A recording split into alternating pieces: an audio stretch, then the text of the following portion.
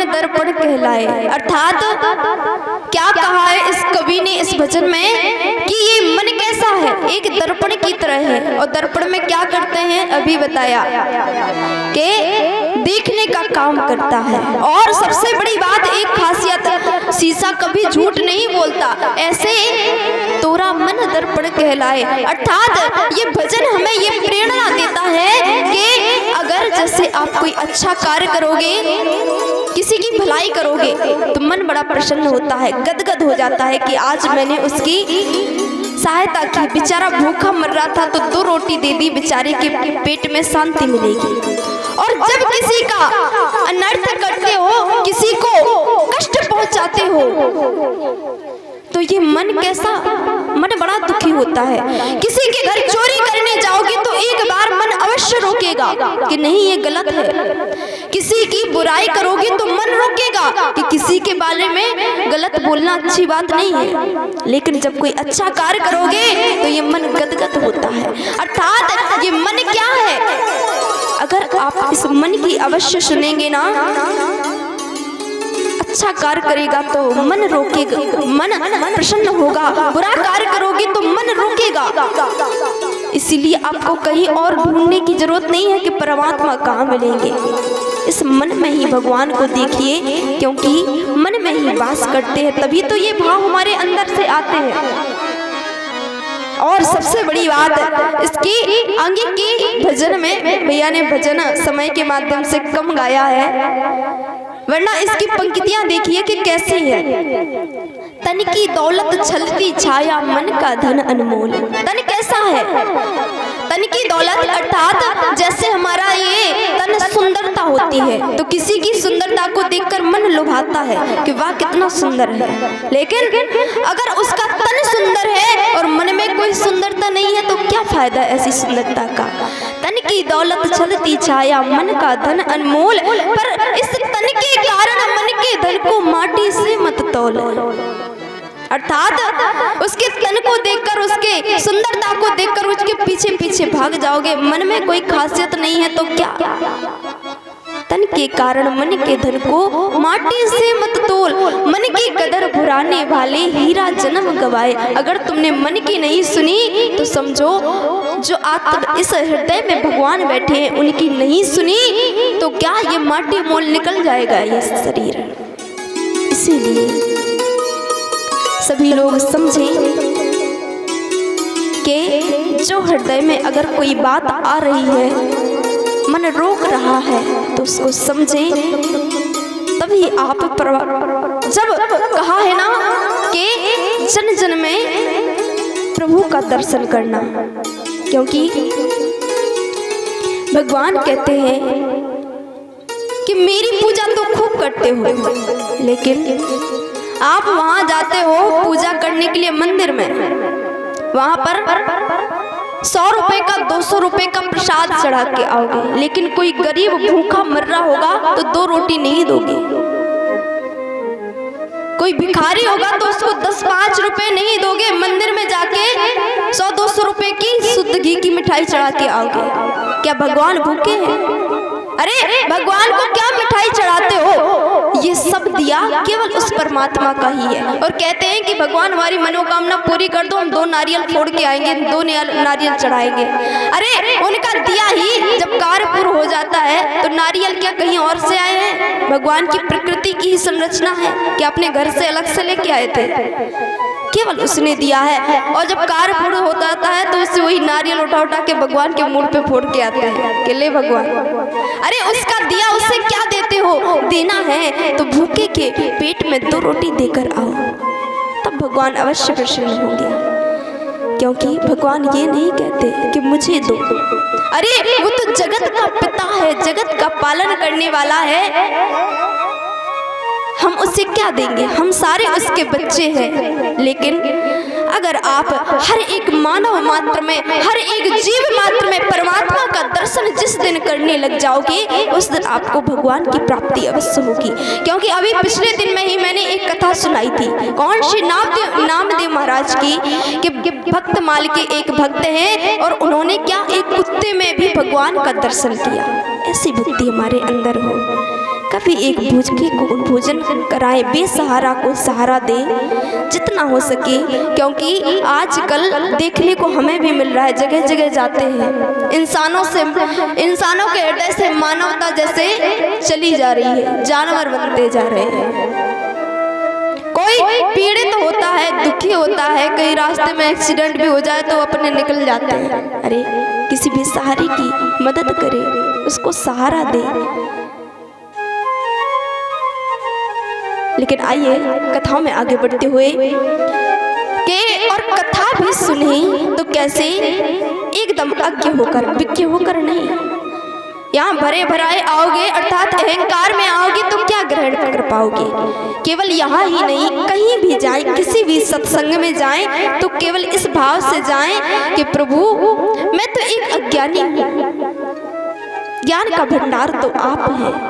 और ये नहीं कि कोई भी हो, कैसा भी हो, लेकिन सबसे पहले अगर मन में, हमारे मन में ये होगा तभी हम दूसरे को सम्मान दे पाएंगे। कितने भी बड़े ज्ञानी हो लेकिन मैं उसको ज्ञानी नहीं समझती। कोई कितना भी बड़ा ज्ञानी हो लेकिन वो दूसरे का आदर करना नहीं जानता तो वो कोई ज्ञानी नहीं है। ज्ञानी वही है जो सबका आदर करे, हर इंसान को उसके अनुसार उसको सम्मान दे। क्योंकि ज्ञानी है तो स्वयं प्रभु नहीं हो गया।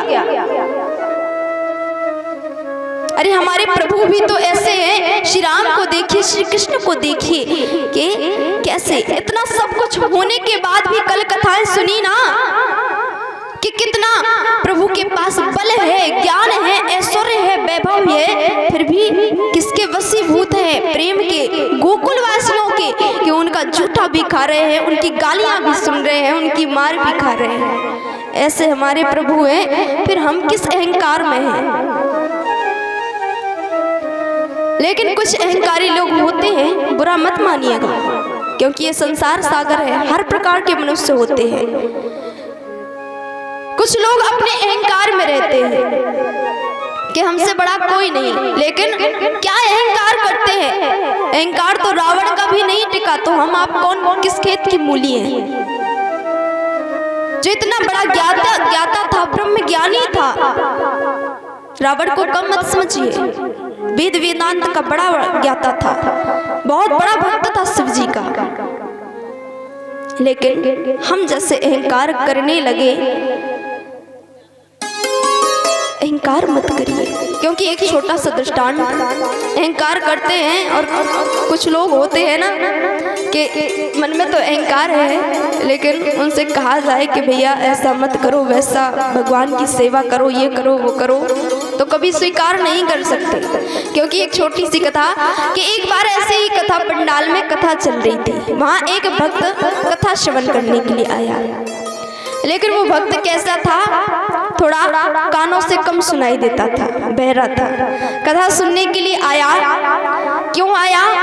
क्योंकि वो बहरा था और लोग उसे बहरा कहते थे, तो वो ये समझाना चाहता था कि मैं बहरा नहीं हूँ। सबके सामने ये मौजूद करना चाहता था, उन्हें कहना चाहता था।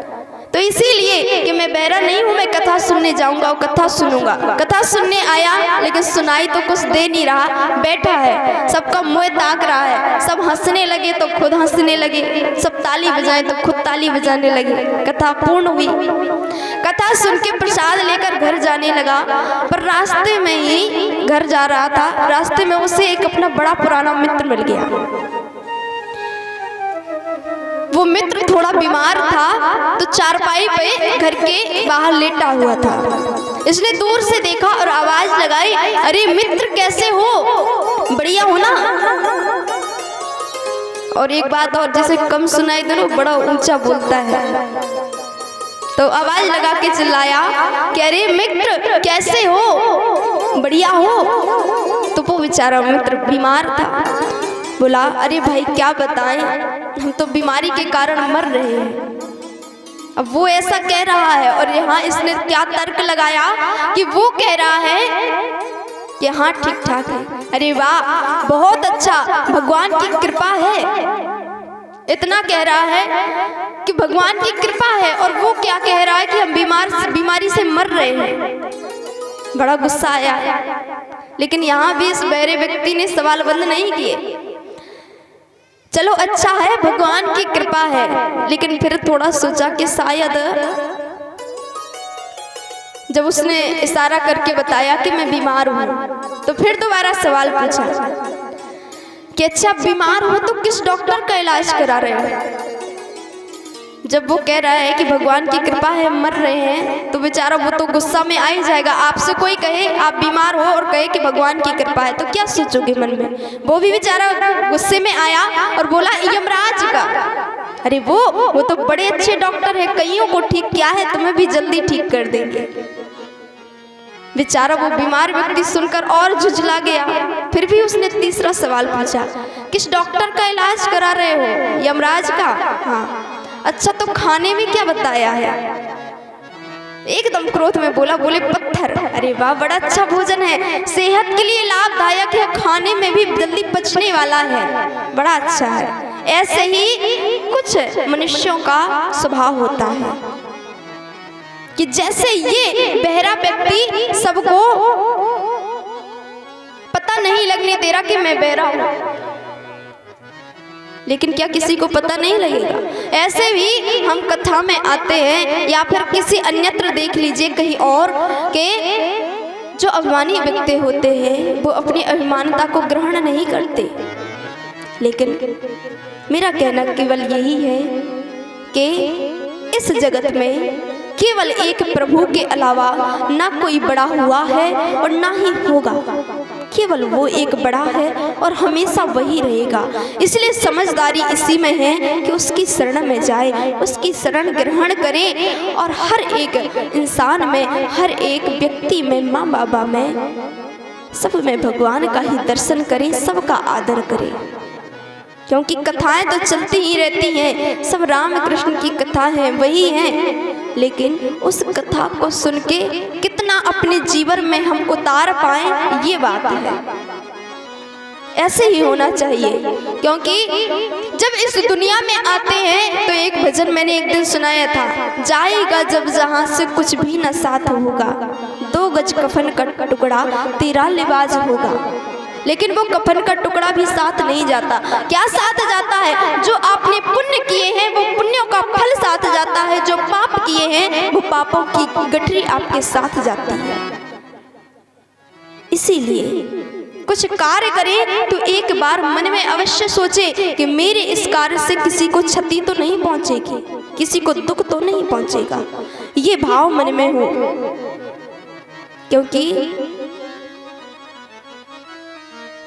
जब पाप से हम दूर रहेंगे तभी प्रभु को प्राप्त कर पाएंगे। एक बार एक सेठ जी थे, उनका एक लौता पुत्र था, पढ़ने के लिए गुरुकुल में भेजा, लौट कर आया विद्या अध्ययन करके, बड़ा संस्कृत का ज्ञाता था। लौट कर आया तो पिता ने पूछा कि बेटा क्या सीख के आया है, क्या पढ़ के आया है। बोले पिता मैंने सब पढ़ लिया पिताजी, सब पढ़ के आया हूँ, जो जो मेरे सब्जेक्ट में था, जो जो विषय थे वो मैंने सब पढ़ लिए, सब कंठस्थ है। बोले हाँ सब मुझे कंठस्थ है, सब याद है।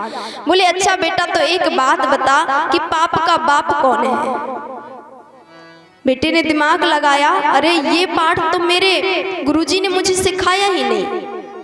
सारी किताबें खोल डाली, सब दोबारा से पढ़ मारा, लेकिन पाप के बाप का कहीं नाम नहीं मिला।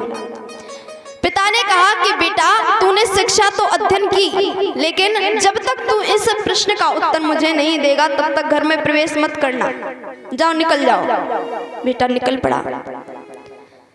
अब सोच रहा है कहाँ से पता करूं। घूमता घूमता 1-2 दिन घूमा, फिर एक दिन अचानक से शाम के समय में भूख प्यास से व्याकुल हो गया। सोच रहा है कहीं कुछ खाने पीने को मिल जाए, किसी का अच्छा बढ़िया पवित्र घर मिल जाए तो उसके घर में जाके कुछ ग्रहण करूं। ब्राह्मण था। तो अचानक से एक घर दिखाई पड़ा, बढ़िया सुंदर आंगन था। तुलसी मैया घर में लगी थी आंगन में, गोबर से वो आंगन लिपा गया था। देखा तो मन गदगद हो गया कि शायद किसी वैष्णव का घर है, तो इस घर में जाकर भोजन ग्रहण करना उचित होगा। प्रवेश कर गया, अंदर आवाज लगाई, कोई है? तो अंदर से एक स्त्री निकल कर आई। उसने कहा कि ये महाराज जी क्या काम है? बोले मैं थोड़ा भूखा प्यासा हूँ, कुछ खाने के लिए मिल जाए तो बड़ी कृपा होगी। बोले महाराज खाने पीने के लिए तो मिल जाएगा, आइए बैठिए। अंदर लेके गई, बिठाया, लेकिन फिर उसे बताया कि महाराज मैं आपको भोजन पानी तो दे दूं, पर उसमें एक व्यवधान है, आप गलत घर पर आए हो। क्योंकि महाराज मैं चरित्र से एक वैश्या हूं, नाम से एक वैश्या हूं। जैसे ही उस ब्राह्मण पुत्र ने सुना, उसी समय खड़ा हो गया, अरे राम राम, मैं किसके घर पे आया, कितना पाप लगेगा मुझे, जाने लगा। पर उस वैश्या ने कहा कि ब्राह्मण देवता कुछ देर यहाँ एक क्षण रुक के भोजन पानी ग्रहण कर ले, आपको भूख प्यास लगी थी। बोले अरे मैं यहाँ पे ग्रहण करूंगा तो कितना पाप नहीं मेरे ऊपर लग जाएगा। मैं तो खोज करने के लिए निकला था कि पाप का बाप कौन है, और मैं तो खुद पाप का भागीदार और बनता जा रहा हूँ। उस वैश्या ने आग्रह किया, तब भी नहीं माना। फिर वैश्या ने क्या किया? बोले महाराज आप रुक जाइए, आप मेरे घर में भोजन पानी ग्रहण करोगे, पानी ग्रहण करोगे, जल ग्रहण करोगे तो 10 सोने की मुद्राएं आपको दूंगी। ब्राह्मण ने सोचा चलो अब आ ही गया हूँ तो पानी ग्रहण कर लूंगा, 10 मुद्राएं मिल रही हैं सोने की, थोड़े ना किसी को पता चलना है। बोले ठीक है देवी। बोले महाराज अगर आप भोजन ग्रहण करोगे तो 20 मुद्राएं दूंगी। बोले ठीक है देवी, आपका इतना भाव है, प्रेम है, इतना आप आग्रह कर ही रही हैं तो ले आइए। थाली लगाकर लाई वैश्या। बोले अगर ब्राह्मण देवता आप मेरे हाथ से भोजन करेंगे तो आपको 50 सोने की मुद्राएं दूंगी। क्या जाता है, थोड़ा पाप लग ही गया है, जाके गंगा जी में 2-4 डुबकी लगा लेना, सारा पाप उतर जाएगा। ब्राह्मण देवता ने सोचा हाँ वैसे ही लगाने पड़ेंगी, 1-2 और ज्यादा लगा लूंगा, सब पाप उतर जाएगा। बोले ठीक है देवी। उस वैश्या ने जैसे ही पहला निवाला, पहला कोर उठाया खिलाने के लिए, तो वो मुंह तक ले गई और वो निवाला तो नीचे रख दिया और गाल पर एक जोरदार थप्पड़ लगाया कि महाराज अभी आप निकले थे अपने घर से किस काम के लिए? पाप के बाप को ढूंढने के लिए। तो महाराज समझ जाइए, यहाँ आए पाप चढ़ा, मेरे हाथ से पानी पिया और पाप चढ़ा, लेकिन मैंने कहा मेरे हाथ से भोजन कर लो, 50 सोने की मुद्राएं दूंगी। मन में लोभ आया, पाप कितना भी चढ़े सोना तो मिल रहा है। तो महाराज जी एक बात याद रखना, पाप का बाप कौन है? लोभ। इसीलिए समझाना केवल एक ही है कि भाव कैसा रखे। ये दुनिया में केवल एक माया ही है जो सबको नचाती है। अगर नाचना चाहते हो तो माया को भजो, और अगर हमारे माधव की शरण चाहते हो तो हमारे माधव का नाम स्मरण करो। जाएगा कुछ नहीं जाएगा, केवल कुछ क्षण ही निकालने हैं। जहाँ 4-4 घंटे बैठ के टीवी देखते हैं, 2 मिनट निकाल के भगवान का नाम ले लीजिए। आइए सभी लोग कि हे प्रभु जहाँ जैसे रहें पर आपका स्मरण कभी ना भूलें, आप हृदय में हमेशा बसे रहें। आइए कुछ समय के लिए उनके चरणों में चलते हुए फिर आगे कथा श्रवण करेंगे कि आज हम सभी लोग षष्ठम दिवस अर्थात 6वें दिन की कथा में प्रवेश करने जा रहे हैं। कल की कथाओं में क्या श्रवण किया? भगवान की बाल लीला है, माँ राधा रानी का प्रसंग भी बड़ा अच्छा श्रवण किया। लेकिन एक बात बताइए, कथाएं समझ में आ रही है कि नहीं आ रही? जिसको आ रही है वो हाथ उठा दे। चलो माताओं को तो काफी आ रही है, पर बाबा लोगों को नहीं आ रही, शायद नहीं आ रही। चलो बढ़िया है, सब प्रभु की कृपा है। लेकिन आइए सभी लोग, आज हम सभी लोग ब्रज की कथाओं में प्रवेश करेंगे। भगवान की आगे की लीलाएं, माँ रुक्मिणी का विवाह और श्री कृष्ण का विवाह भी श्रवण करेंगे। लेकिन आइए कुछ समय के लिए हम सभी लोग कहाँ चलते हैं कि जैसे आज गोपियों की कथा भी सुननी है, लेकिन उनमें से ही आज गोपी कौन बनेगा? एक लोग नहीं, सबको बनना है। जब सब बनेगी तभी हरि आएंगे, तभी हृदय में वास करें। क्योंकि गोपियों का जैसा निर्मल प्रेम है, ऐसा किसी के अंदर नहीं हो सकता। जैसी वो ब्रज की गोपियां हैं, ऐसे कोई नहीं हो सकता। आइए सभी लोग, ऐसे ही ब्रज की एक गोपी है और मन में क्या सोचती है? मन में रोज अपने प्रभु से मिलने की इच्छा व्यक्त कर रही है, लेकिन प्रभु के पास गोकुल पहुंच नहीं पा रही है। आइए सभी लोग, हो मेरे उठे बिरह की पीर सखी, वृंदावन जाऊंगी। मेरे उठे बिरह की पीर सखी, वृंदावन जाऊंगी। मेरे उठे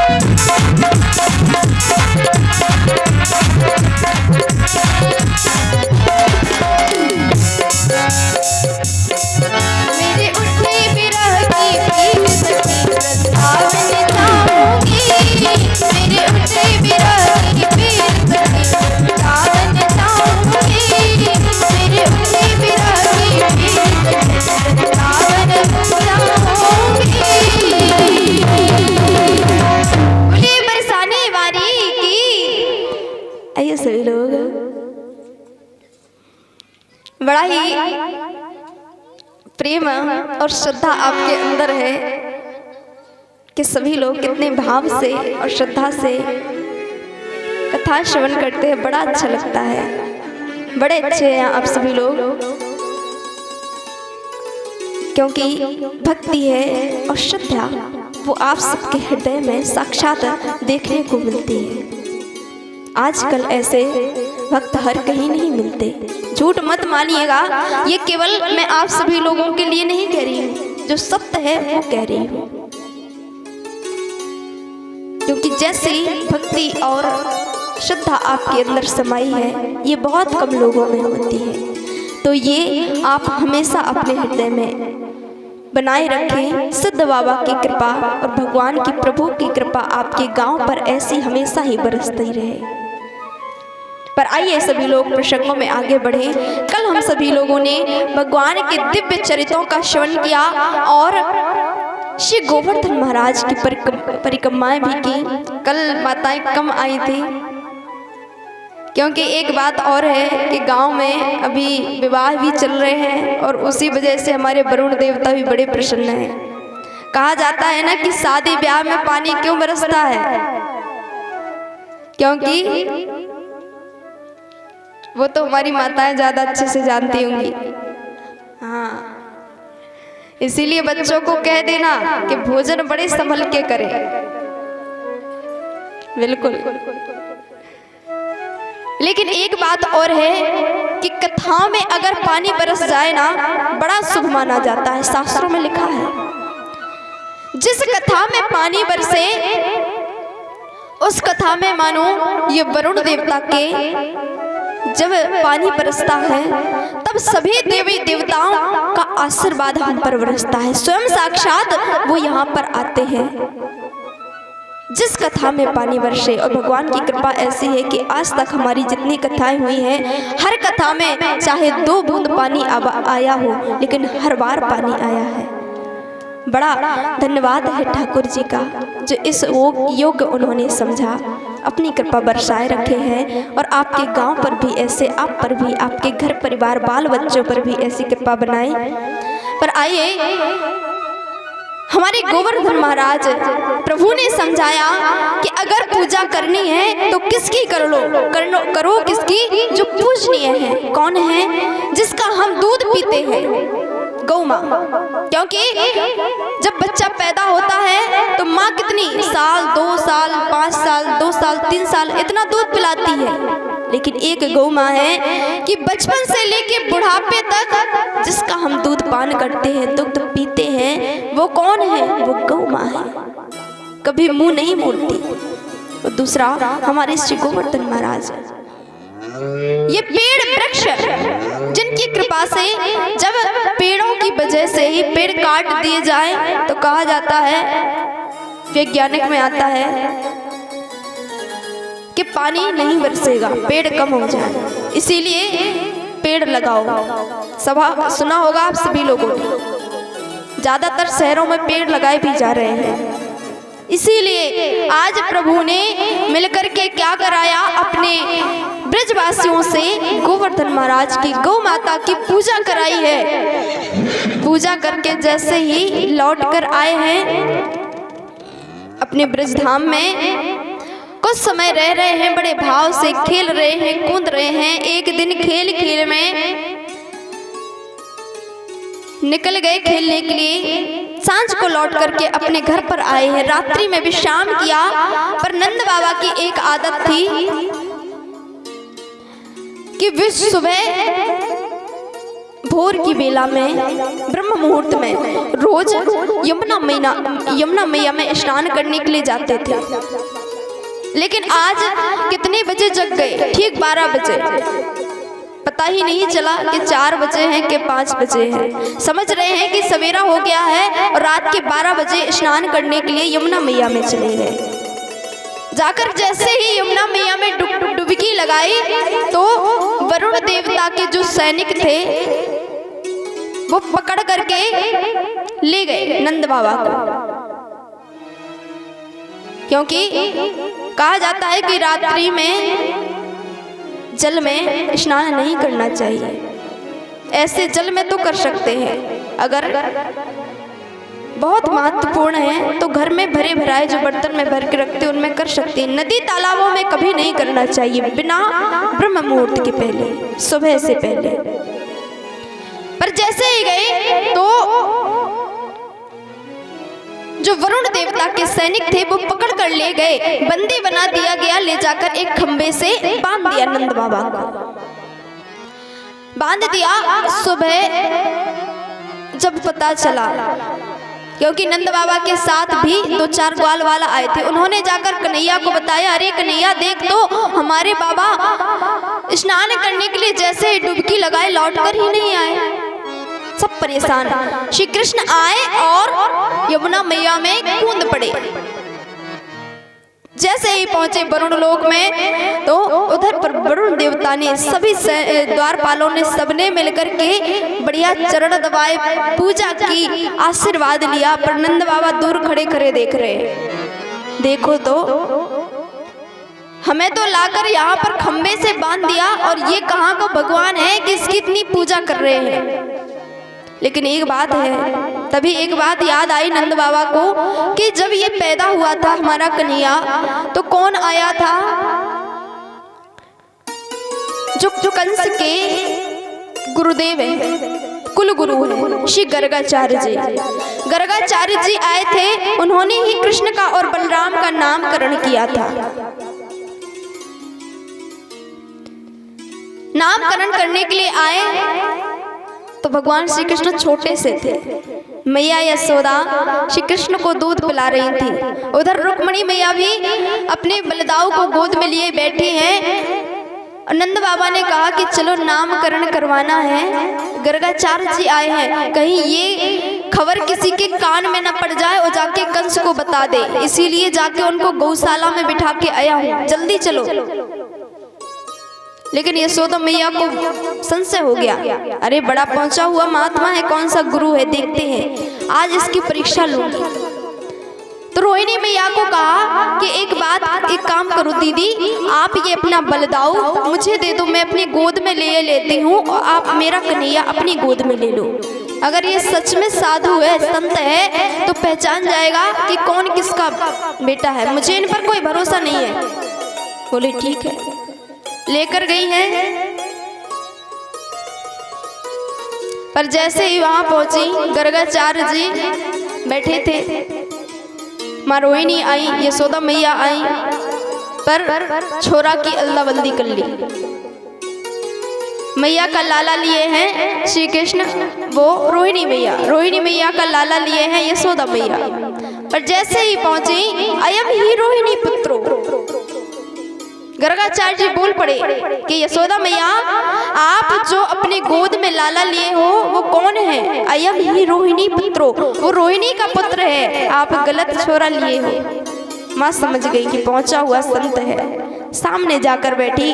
पर जैसे ही प्रभु की बाल छवि को देखा, गर्गाचार्य जी लीन हो गए, भगवान के प्रभु को देखकर समाधि में पहुंच गए। अब बैठी हैं 2 मिनट, 10 मिनट, 5 मिनट, 1 घंटा, आधा घंटा, पौन घंटा, 2 घंटा हो गया बैठी हैं। अब यशोदा मैया विचार कर रही हैं कि अरे बाबा को काहे गयो,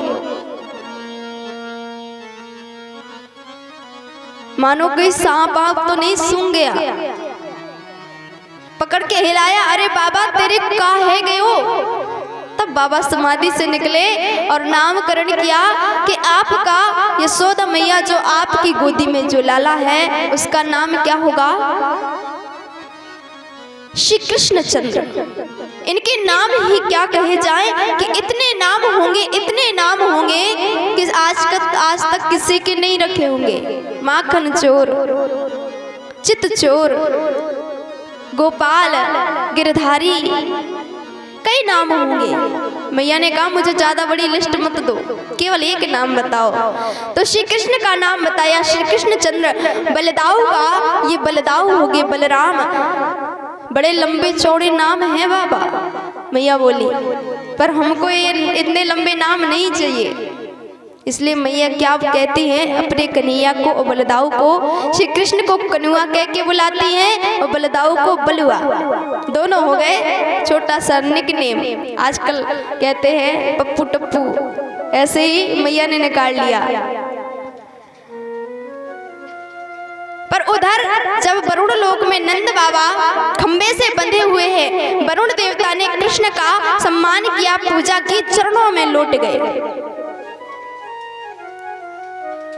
इतने ठाठ देखे अपने लाला के तो सोच रहे हैं कि गर्गाचार्य जी आए थे और उन्होंने बताया कि तेरा कृष्ण कोई आम बच्चा नहीं है, साक्षात परमात्मा का अवतार है। पर हम समझे कि शायद मजाक कर रहे हैं, पर आज देख कर लग रहा है कि सच में ये नारायण है। वहां से जैसे ही कृष्ण का आदर सम्मान किया, वरुण देवता ने कहा प्रभु आसन ग्रहण करिए।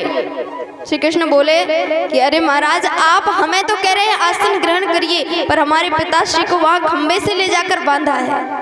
बोले प्रभु हमें पता नहीं था ये आपके पिताश्री हैं। तुरंत मुक्त किया, प्रभु अपने पिताजी को लेकर वहां से आए हैं। गोकुल में जैसे ही आए, जगह जगह पर चर्चाएं होने लगी कि देखो ये कृष्ण। कभी जाकर नाग को नाथ डाला, कभी पूतना को मार डाला, कितने भी दैत्य राक्षस आए सबको मार डाला। अरे नंद बाबा, तेरो लाला सच में भगवान है।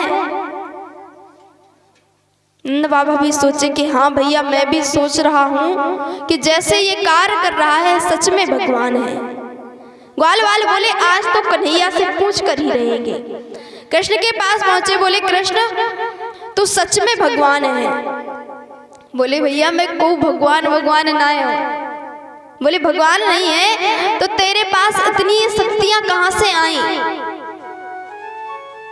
7 दिन तक गिरवर को धारण किया, नाग को ना था और जाके पूतना को मारा, कई असुरों को मारा। हमको हर एक विपदा से बचाने वाला तू ही है, तो क्यों ना तुझे भगवान माने। बोले ये तो आप सब लोगों का प्रेम है, पर मैं कोई भगवान नहीं हूं। पर ग्वाल वाल बोले हम तो तुझे अपना भगवान मानेंगे हैं, तू साक्षात नारायण है। पर हमने सुना है कि नारायण का बैकुंठ बड़ा अच्छा है, हमें भी जरा अपने बैकुंठ के दर्शन करा दे। श्री कृष्ण बोले बैकुंठ का दर्शन करना चाहते हो? बोले हाँ चलो मेरे साथ। और ब्रह्म कुंड पर लेके गए हैं प्रभु, और सब ग्वालों वालों को कहा कि चलो एक एक करके इस कुंड में डुबकी लगा लो, तो जाके सीधे मेरे बैकुंठ पहुंचोगे। बोले देख लाला, हम ऐसे किसी कुंड में डुबकी लगाने वाले नहीं हैं, पता चले हमें यहाँ तो डुबकी लगवाता रहे खुद गायब हो जाए, हमारे साथ चल। सब मिलकर श्री कृष्ण भी साथ गए और ब्रह्म कुंड में डुबकी लगाई और निकले कहाँ? सीधे बैकुंठ। बैकुंठ में निकले हैं, सब दर्शन किया। पर जितने ग्वाल वाल थे सब बैकुंठ को देखकर बड़े आश्चर्यचकित थे। जगह जगह पर इतने सैनिक लगे हुए हैं, द्वारपाल लगे हुए हैं। अंदर प्रवेश किया, चारों तरफ देखा, पर जितने द्वारपाल वहां पर कोई देवता घूमता दिखाई देता है तो कहते भैया राम राम, वो तुरंत उंगली दिखा देता है, चुप चुप। अब और डर गए कि आखिर हम अपने गोकुल में राम राम करते हैं तो बड़े प्रेम से सब लोग राम राम करते हैं, यहाँ राम राम करो तो एकदम डर गए। लेकिन अब सोच रहे हैं कि ये तो बड़ा खतरनाक है, इससे अच्छा तो हमारा गोकुल ही है। पर कन्हैया कहाँ है? कन्हैया नहीं नजर आ रहा। आसपास देखा, कहीं नजर नहीं आया। फिर उन्हीं ग्वाल वालों में से एक बोला अरे वो देखो, वो नागों के ऊपर वो बैठा हमारा कन्हैया। जहां तहां देखा सब कहीं कन्हैया बैठे हैं, कहीं नाग के ऊपर, कहीं दिव्य सिंहासन के ऊपर, कहीं अपनी लक्ष्मी जी के साथ प्रभु बैठे हुए चरण दबा रहे हैं। पर उसी समय इच्छा हुई कि हमारा कन्हैया तो वहां बैठा है, पास जाने का प्रयास किया पर नहीं जाने दिया। बोले हमें नहीं देखना ऐसा बैकुंठ, इससे अच्छा तो हमारा गोकुल ही है। जैसे इच्छा प्रकट की तुरंत गोकुल में आ गए और उधर श्री कृष्ण भी खड़े हैं। बोले कन्हैया तो हमारे साथ नहीं गया था? हमने कहा था हमारे साथ चल। बोले मैं आपके साथ गया था, लेकिन वहाँ तो हमारे साथ तो नजर नहीं आया। वहाँ कहीं सर्पों के ऊपर बैठा है, कहीं कहीं बैठा है। हमने तुझसे मिलने का प्रयास किया, पर तू तो हमें जैसे जानता ही नहीं था। प्रभु मुस्कुराने लगे और बोले, देख तेरे इस बैकुंठ से अच्छा तो हमारा गोकुल है। वहाँ राम राम कहो तो मुंह पे सीधे, जैसे कोई हमने बड़ा गुनाह किया हो।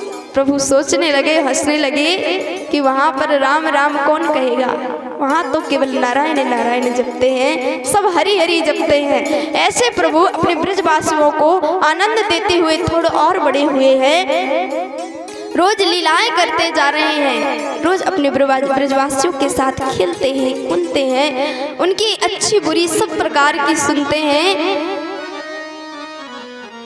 कभी जाकर गोपियों के साथ ठिठोली करते हैं। पर जानते हैं, अभी मैंने बताया था कि ब्रज की गोपियां भी बड़ी विचित्र हैं।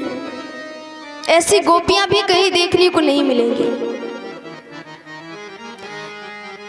क्योंकि एक गोपी है वृंदावन की, ब्रजधाम की एक गोपी है, वो कृष्ण से बड़ा प्रेम करती है।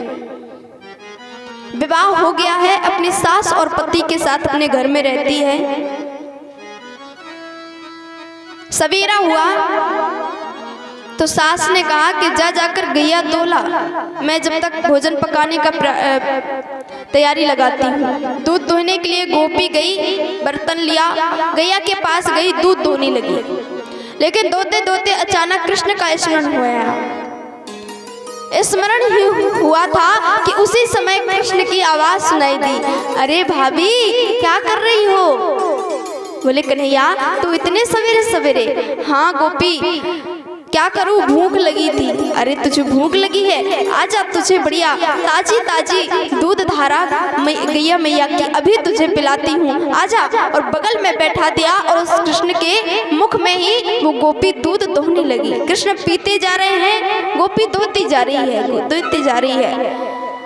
पूरा दूध कृष्ण के मुंह में दो दिया। सास ने समझा इतना समय हो गया, अभी तक बहू दूध लेके नहीं आई, चलो चलकर देखती हूँ। देखने के लिए आई, आवाज लगाई, अरे बहू दूध दुह लिया ना? सास की आवाज सुनी, हड़बड़ाकर उठ के खड़ी हो गई। हाँ माँ दुह लिया। थोड़ा कृष्ण आया था, उसको दूध पिला रही थी। बोले, कौन कृष्ण? यहाँ कोई कृष्ण नहीं है। अरे राम राम, तूने दूध सब धरती में बिखरा दिया, सब बिखरा पड़ा है। गोपी ने देखा मैं तो कृष्ण को पिला रही थी। तब समझ में आया ये मेरी कल्पना का कृष्ण था। मैं सोच रहा था, मैं सोच रही थी कि कृष्ण आया है, पर ये तो मेरे चित्त में चिपका हुआ है, कैसे इसे बाहर निकालूं? तब अपने मन को समझाते हुए कि कब निकले ये कृष्ण, कब निकले, समझाती हुई गोपी अपने आप को बड़बड़ा रही है। पर सास ने 2-4 गालियां सुबह सुबह दे डाली। अब बोली, अब यही मेरा मुंह देखती रहेगी क्या? जा, वहाँ धान कूटने के लिए रखे हैं, जाके धान कूट दे, मुझे धानों की वो बनानी है खिचड़ी। गई है, धान कूटने लगी। सोची कि ये कृष्ण है कैसे, मेरा तो जीवन हराम किए हुए है। अगर ऐसा ही चलता रहा तो एक दिन मेरी सास मुझे घर से निकाल देगी। धान कूटने लगी, तभी आवाज सुनाई दी, अरे भाभी क्या कर रही हो? बोली, अरे कन्हैया देख, तू मेरे चित्त में कैसा चिपका बैठा है कि कुछ काम करती हूँ पर तू दिखाई दे जाता है। बड़बड़ाने लगी, बातें होने लगी। तभी सास फिर चिल्लाती हुई आई कि अरे बहू किससे बड़बड़ा रही है? देखा तो कोई कृष्ण नहीं। फिर 1000 गालियां सास ने सुना मारी। बोली, अब यहाँ पर बड़बड़ाती मत रहे, उठा पानी की गगरी और जल भर के ले आ, मुझे खाना पकाना है। बेचारी बहू बड़ी चिंता में सोचती जा रही है। मटका उठाई और चल दी, यमुना मैया में गई, मटका भरने लगी और बोली, चाहे जो हो जाए मैं इस कृष्ण को जरूर अपने चित्त से निकाल के रहूंगी, अपने स्मरण से, सोच से बाहर निकाल दूंगी। मटका भरा, तट पर लाकर रखा। अब मटके को घर ले जाने के लिए उठा रही है, लेकिन मटका थोड़ा भारी, उठाने में दिक्कत आ रही। तभी कृष्ण की आवाज आई, अरे भाभी क्या कर रही हो? बोले कुछ नहीं कन्हैया, तो ठीक समय पे आया। ला ये थोड़ा मेरा मटका नहीं उठ रहा है, थोड़ी उठवा दे, हाथ लगवा दे। बोले ठीक भाभी। पास आए कन्हैया, उठवाने लगे, पर जैसे ही मटका उठाया धम्म से गिरा और टूट गया। तब गोपी को भान हुआ कि यहाँ कृष्ण कोई ना है, सब मेरी कल्पना का कृष्ण है। अरे अब ये मटका भी टूट गया, घर जाऊंगी तो सास 2-4 गाली फिर सुनाएगी। आज देखती हूँ, आज मैं कृष्ण को अपने चित्त से बाहर निकाल के ही रहूंगी। वहीं यमुना के पुलीन पर, यमुना के तट पर गोपी समाधि लगा के बैठ गई और आंख बंद किए सोच रही है कि निकाल के रहूंगी, निकाल के रहूंगी। अब उधर ऊपर से नारद जी देख रहे हैं कि अरे ये देखिए ब्रज की गोपियां कि जो साक्षात प्रभु इनके समक्ष इन पर कृपा बरसा रहे हैं। इतना सौभाग्य तो हम देवताओं का भी नहीं है जो इनका है। फिर ये किस उन्हें गोपाल का ध्यान छोड़कर, गोपाल की भक्ति छोड़कर किसका ध्यान कर रही है? चलो चलकर पता लगाएं। नारद जी आए। अरे गोपी किसका ध्यान कर रही हो? बोले अरे नारद जी आप ठीक समय पे आए। मैं ये ध्यान बयान करना का जानू, मैं तो ठहरी एक गोपी, मुझे ध्यान यान करना ना आवे। पर मैं तो एक बात सोच रही कि कैसे भी करूं, पर अपने इस चित्र से वह कन्हैया को तो निकाल दूं। बहुत जीना हराम करके रखा है इसने। कुछ काम करती हूँ तो सामने वो दिख जाता है, सारे काम बिगाड़ देता है। आज सुबह से 1000 गाली सुन चुकी हूँ अपनी सास की। ऐसे ही चलता रहा तो पता चले किसी दिन सास घर से ही बाहर निकाल दे। महाराज बड़ी परेशान हूँ, कोई रास्ता निकालिए।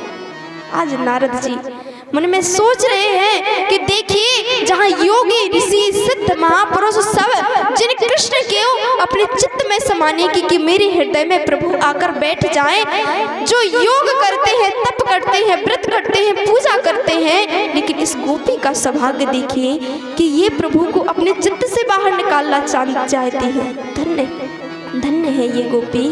ये है हमारी ब्रज की गोपियों का प्रेम। ऐसे ही प्रभु अपनी गोपियों के साथ हंसी ठिठोली करके एक दिन कब एक रात्रि आई जब प्रभु ने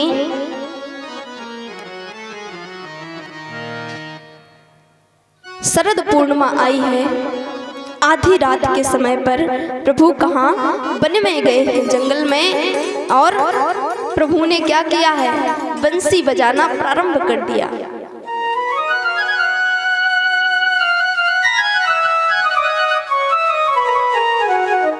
भगवान पिता रात्रि शरदोत्फुल्ल मल्लिका, भगवान पिता रात्रि शरदोत्फुल्ल मल्लिका, वीक्षरं तुम मन चक्र योग माया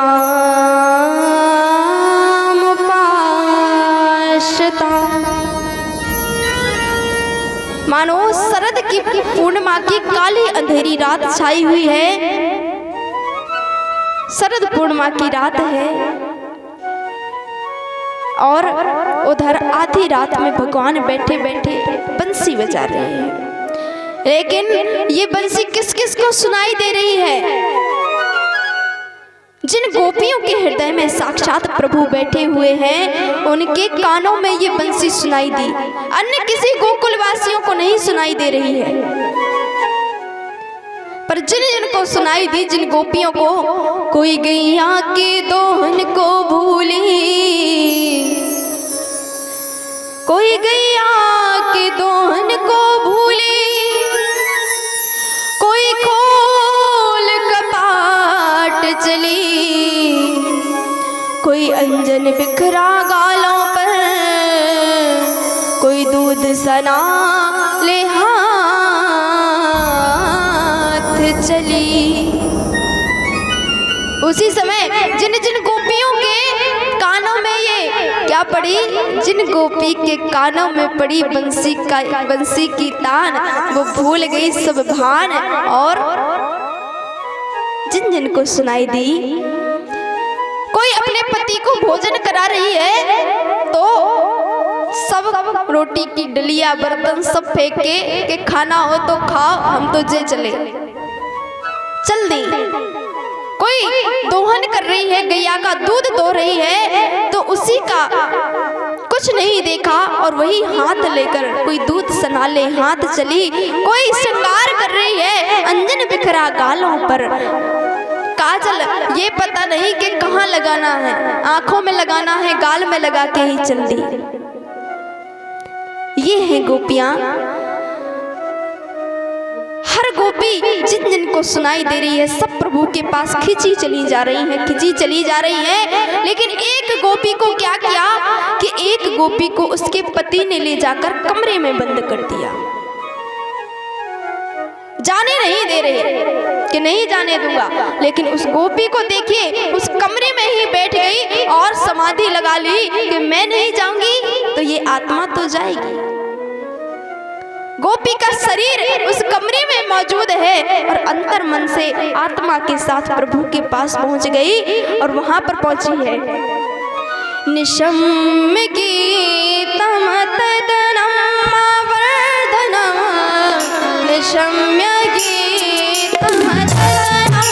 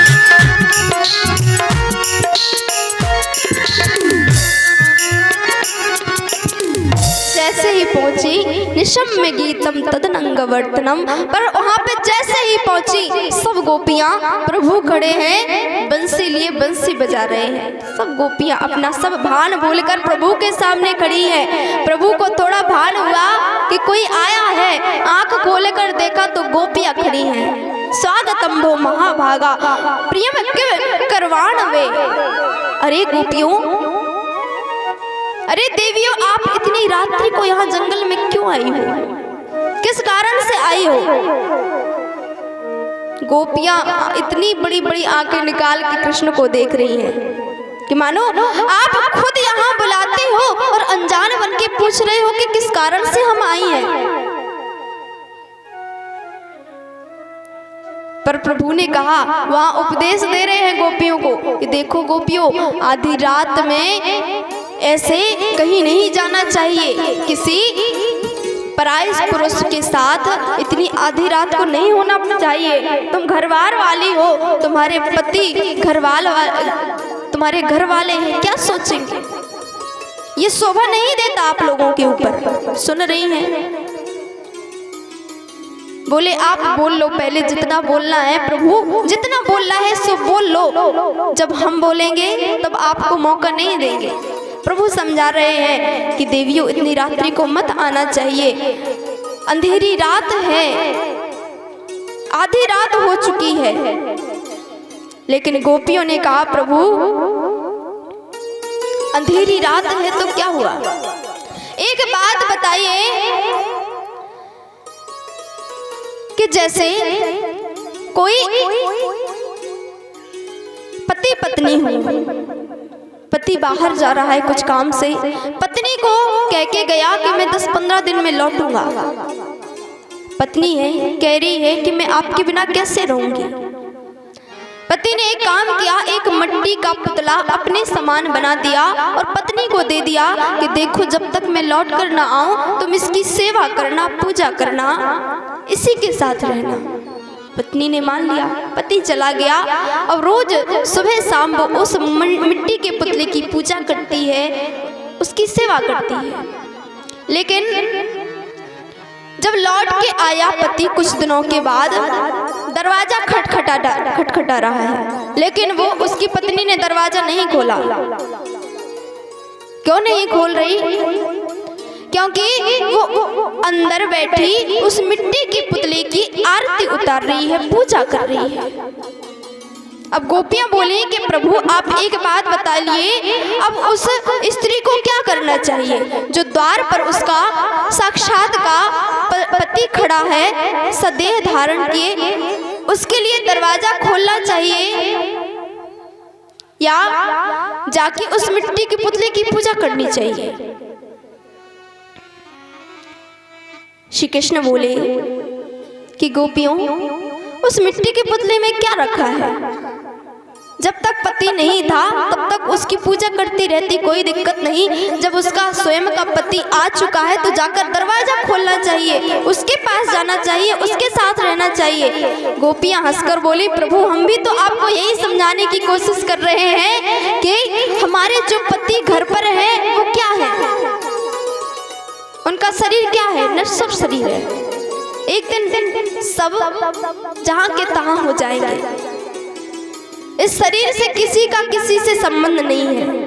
जब तक जीते हैं तब तक संबंध है, मरने के बाद कोई किसी का नहीं। इसीलिए प्रभु हम उस नश्वर शरीर की पूजा क्यों करें, उसके साथ क्यों रहें जो निर्विकार है, जो इन सबसे परे है, जो साक्षात परमेश्वर है, उसकी शरण में जाए। इसीलिए प्रभु हम आपके पास आई हैं जो साक्षात ब्रह्म है। उस पति में क्या रखा है, जो जगत का पति है, उसके पास आई है। प्रभु बड़े गदगद हुए हैं और गोपियों के साथ प्रभु आज क्या कर रहे हैं? गोपियों के साथ प्रभु उस वन में, उस जंगल में आज महारास करने जा रहे हैं। इन 5 अध्यायों में वेद व्यास जी ने रास पंचाध्याय वर्णन किया है, जिसे रास पंचाध्याय कहा जाता है। गोपियों के साथ प्रभु रास कर रहे हैं।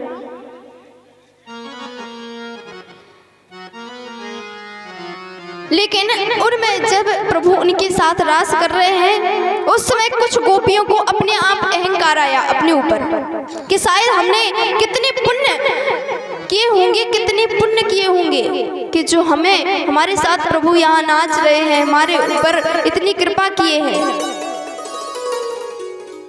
हम भी कोई दिव्य है। उनको अपने ऊपर अहंकार आ गया। उनके अहंकार को दूर करने के लिए प्रभु क्या किए कि स्वयं माँ राधा रानी के साथ वहां से अदृश्य हो गए, गोपियों को छोड़कर। माँ राधा रानी को भी जब प्रभु गोपियों के ऊपर इतनी कृपा बरसा रहे हैं तो उधर माँ राधा रानी को भी मन में थोड़ी जलन हो रही है कि हमारा तो किसी को ध्यान ही नहीं है। लेकिन कहा जाता है कि जब भागवत में राधा रानी की चर्चा ही नहीं है, वेद व्यास जी ने लिखा ही नहीं है कि राधा रानी की कोई कथा आई ही नहीं है, तो इस रास में कैसे आई राधा रानी, कहाँ से आई? तब कह रहे हैं वीक्षरं तुम मनश्चक्र भगवान पे तारात्री शरदोत्फुल्ल मल्लिका वीक्षणं तुम मनश्चक्र योग मायामुपाश्रिता। अर्थात हमारे सुखदेव जी महाराज राधा नाम लेते तो क्या करते, समाधि में पहुंच जाते। हजारों वर्ष की परीक्षित के पास है 7 दिन।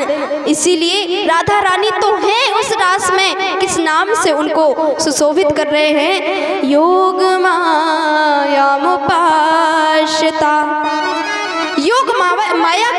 को संबोधित कर रहे हैं कि योग माया के रूप में माँ राधा रानी वहाँ विराजमान है उस रास में। इसीलिए प्रभु गोपियों के अहंकार को दूर करने के लिए स्वयं अदृश्य हो गए माँ राधा रानी के साथ। और कहाँ गए हैं अदृश्य होकर? निधि वन में, जहाँ ताल वन, बेल वन और एक वृंदावन, उनमें से एक है निधि वन। जहाँ अभी सभी लोग वृंदावन के दर्शन करने के लिए जाएं, वहीं पे निधि वन है, उसका भी दर्शन अवश्य करना चाहिए। आज भी निधि वन में कहे जाते हैं कि निधि वन में जितने भी वृक्ष लगे हैं वहाँ पर वो सब गोपियों का रूप है। आज भी वो गोपियाँ वहाँ वृक्ष बनकर आज भी मौजूद है। और आधी रात में वो वृक्ष सब स्त्रियाँ बन जाते हैं, गोपियाँ बनते हैं और प्रभु के साथ वहाँ पर रास आज भी करती है। कई लोगों ने जाकर इसका पता भी लगाया, रात में छुप कर गए कि जाकर देखें प्रभु अच्छा रास करते हैं कि नहीं, पर जो भी गया देखने के लिए वो जिंदा लौट कर नहीं आया। या तो पागल हो जाता है या देह त्याग देता है, कोई नहीं देख पाया। ये तो प्रभु की लीला है, प्रभु ही जाने।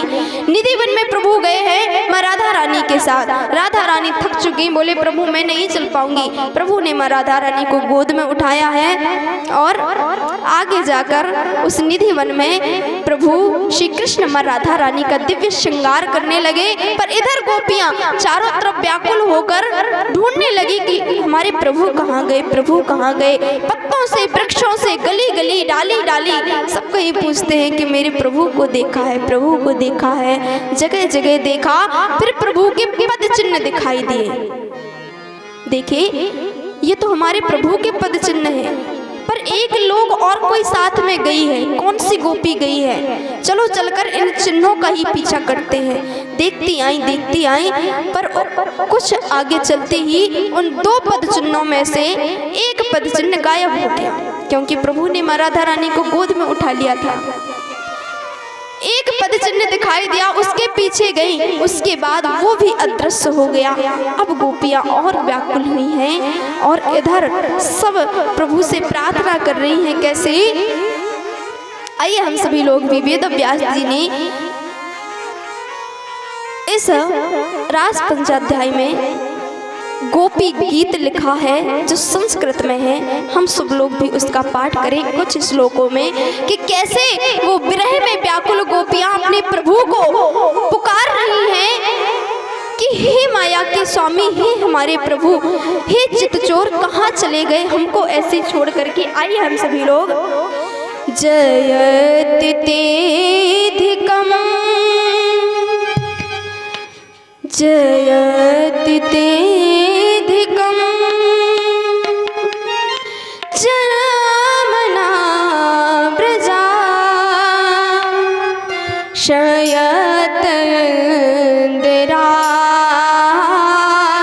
सास्वदात्रहि जयति तेधिकम जमना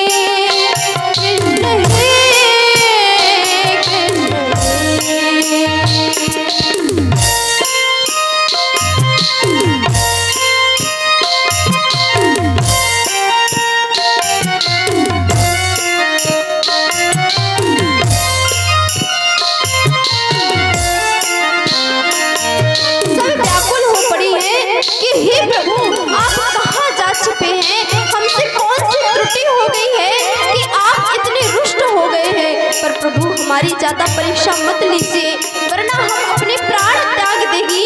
हे प्रभु जहाँ भी हैं, शरद दास ये साधु जात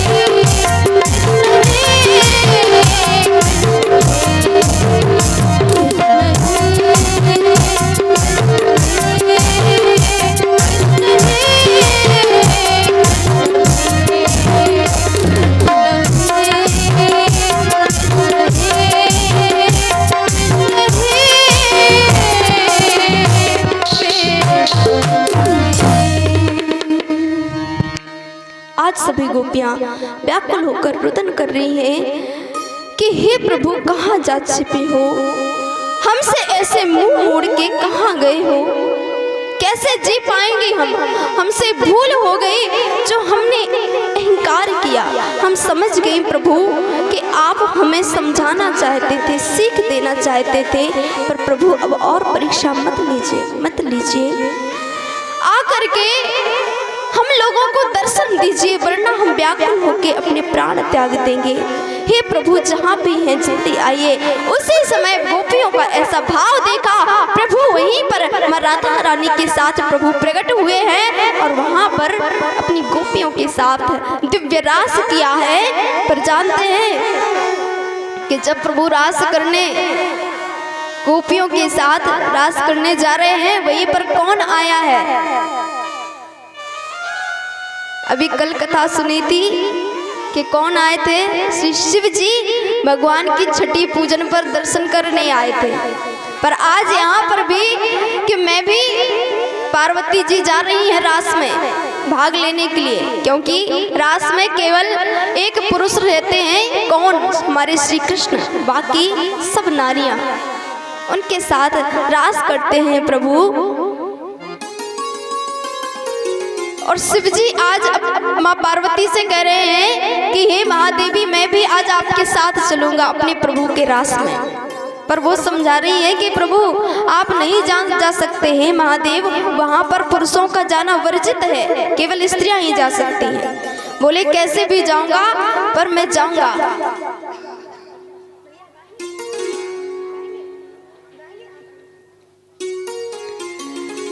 तो कह रहे हैं एक बार भोले भंडारी बन के ब्रज की नारी गोकुल में आ गए हैं, गोकुल में आ गए हैं। एक बार भोले भंडारी बन के ब्रज की नारी गोकुल में आ गए हैं, गोकुल में आ गए।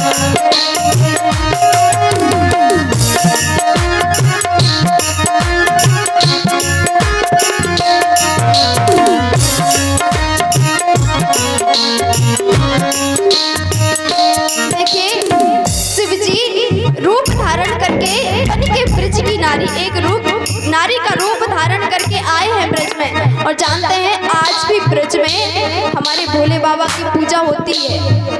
नारी के वेश में आए हैं, नारी के रूप में ही पूजा होती है। जाइए दर्शन करिएगा, आज भी वो मौजूद है वहाँ पर।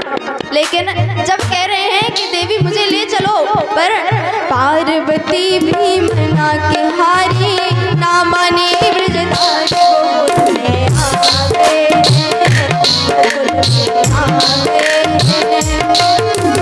पार्वती भी मना के हारी, ना माने ब्रजधारी गोकुल में आ गए हैं, गोकुल में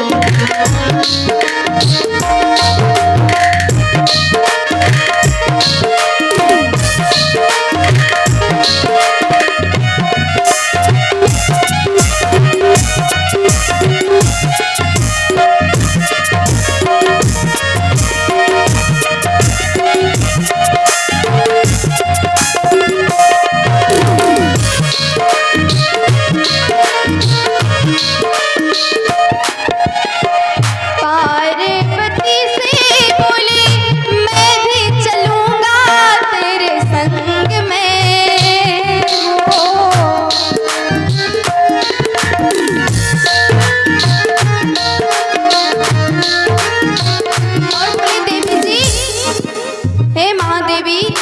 जैसे श्री कृष्ण राधा जी के साथ रास करेंगे ना, वैसे मैं भी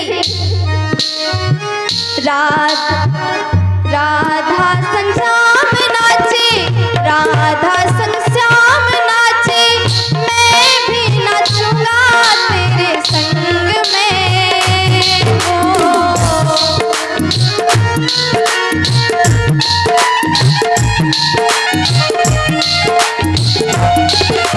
रास रचेगा ब्रज में भारी, रास रचेगा ब्रज में भारी, हमें दिखाओ प्यार गोकुल में आ गए हैं।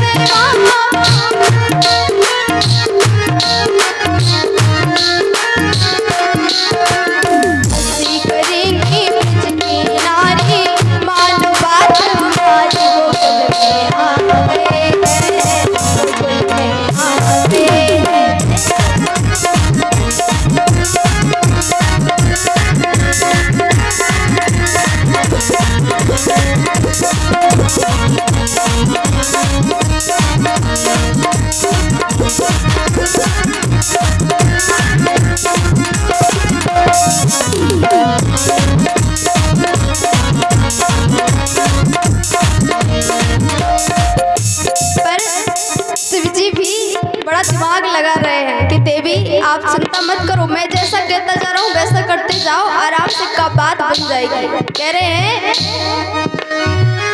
ऐसा बना दो मुझको, ऐसा बना दो मुझको, कोई न जाने इस राज को, ऐसा बना दो,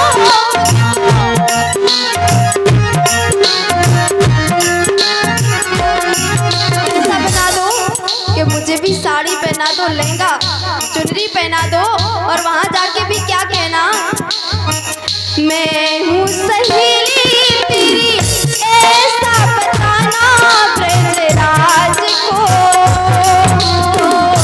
मैं हूँ सहेली तेरी,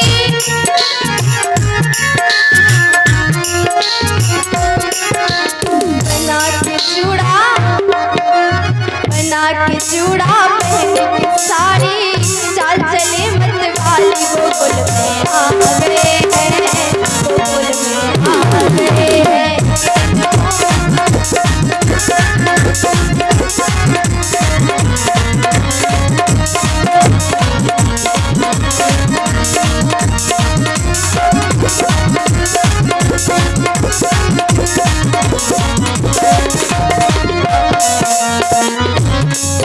लेकिन जानते हैं साड़ी भी पहन ली, लहंगा धोती सब पहन लिया, चुनरी भी ऊपर से ओढ़ ली, बढ़िया चूड़ा गजरा लगा के आए हैं, लेकिन लहंगा पहने हैं।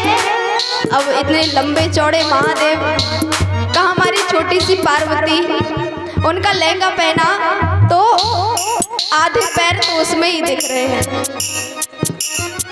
और जूड़ा बना के पार्वती जी ने पल्लू डाल दिया, सर ढक दिया कि आप घूंघट कर लो वरना सब राज खुल जाएगा। तो बढ़िया मतवाली चाल में चले आ रहे हैं, पर जैसे ही आए रास में पहुंचे हैं तो क्या हुआ, जैसे ही श्री कृष्ण ने देखा कि अरे नीचे से ऊपर तक नजर गई, बड़ी खाए पिए घर की गोपी लग रही है, बड़ी लंबी चौड़ी है, कहाँ से आई है, अरे गोपी जरा नाम तो बता तू कौन है। पर बाबा कुछ नहीं बोल रहे, अगर बोल देंगे तो राज खुल जाएगा। देवियों की आवाज होती है मधुर मीठी, और पुरुषों की आवाज थोड़ी भारी होती है, सब भेद खुल जाएगा, इसलिए बस सिर हिला रहे हैं। तो बोले काय गोपी तू गूंगी बैरी है का, तो कह रहे यहाँ हम गूंगे हैं। पार्वती को पहले से सिखा दिया कि ब्रजराज कुछ बोले तो कह देना मेरी सहेली है, बड़े दूर से आई है।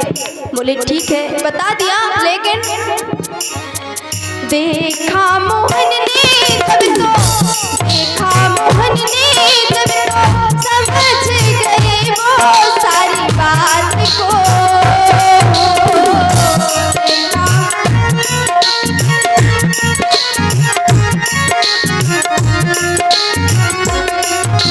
समझ गए कौन है, लेकिन भेद कैसे खुले उसका भी उपाय है।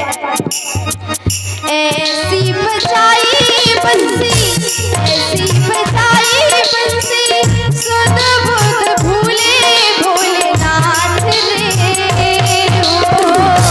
ऐसी बजाई,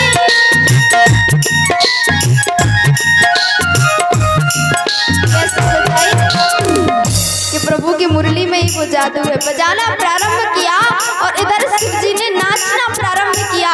इतने भाव में मगन होके नाच रहे हैं कि पता ही नहीं चला।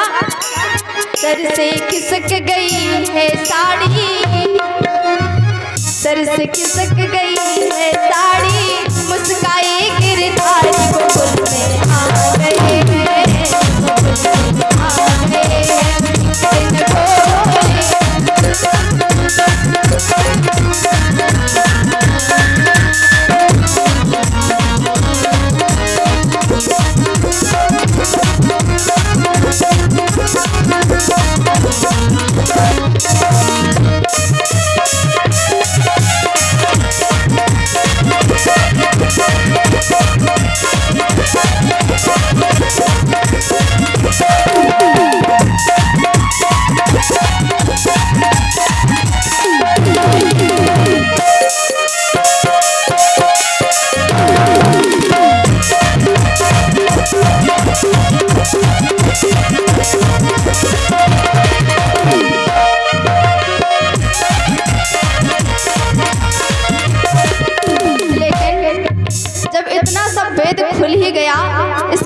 देखिए जो महत्वपूर्ण कथा है वो कौन सी है जो आपकी जानने योग्य है। क्योंकि जब कभी गोकुल जाएं, बरसाने जाएं, वृंदावन जाएं तो एक काम हमेशा ध्यान रखना, कौन सा? दीन दयालु तेरा। कब से? जब से प्रभु बरसाने गए हैं बाबा भोलेनाथ, गोपी का रूप धारण करके प्रभु ने देख लिया बाबा भोलेनाथ। दीन दयालु तेरा तभी से गोपेश्वर हुआ नाम ने। बोलिए गोपेश्वर भगवान की, बोलिए भूत भावन भगवान की। दीन दयालु तेरा तभी से गोपेश्वर हुआ नाम ने।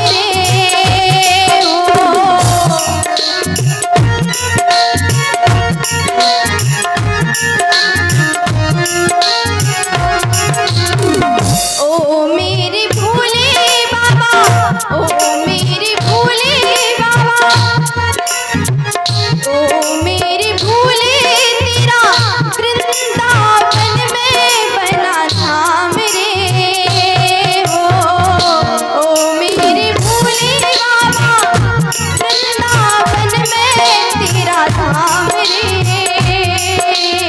आरा चंद कहे तो पुरानी रखियो लाज हमारे गोकुल में आ गए हैं, गोकुल में आ गए हैं। कृष्ण भोले भंडारी के ब्रज की नारी गोकुल में आ गए हैं, गोकुल में आ गए हैं।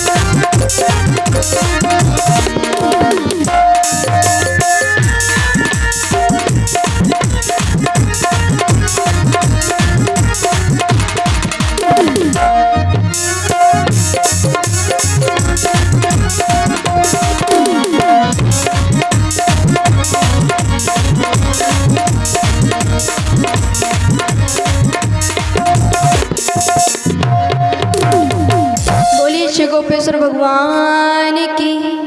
तब से वृंदावन के रास में पहुँच जाय महेश। वृंदावन के रास में पहुँच जाय महेश। मिल सखियन के वेश में, मिल सखियन के झुंड में। दर गोपियन को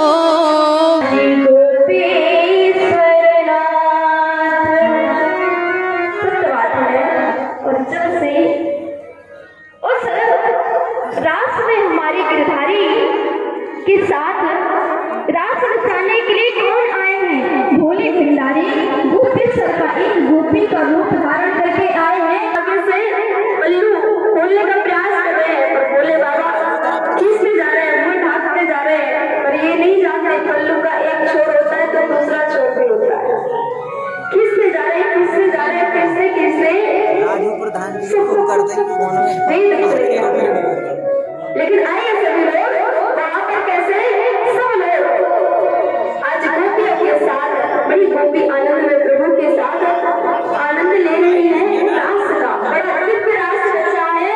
आइए कुछ समय के लिए सभी लोग उस रास का दर्शन करें। इसके बाद आगे की कथा श्रवण करेंगे। अभी आज भी बहुत कथा है, कथा पूरी करते करते रात हो जाएगी, लेकिन समय पर पूरी करना है। तो आइए रास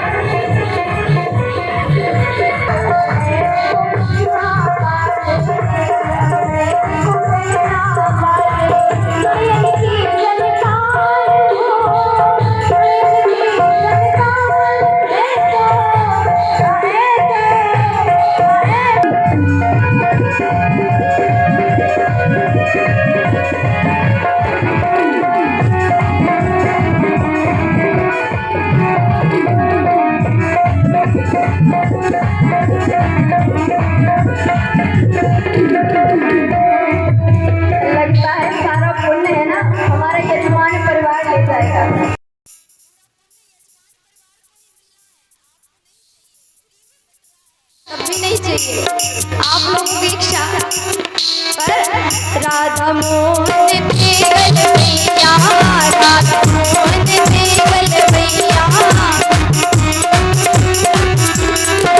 नाच संग संग ले फिर कैया, नाच संग संग ले फिर कैया,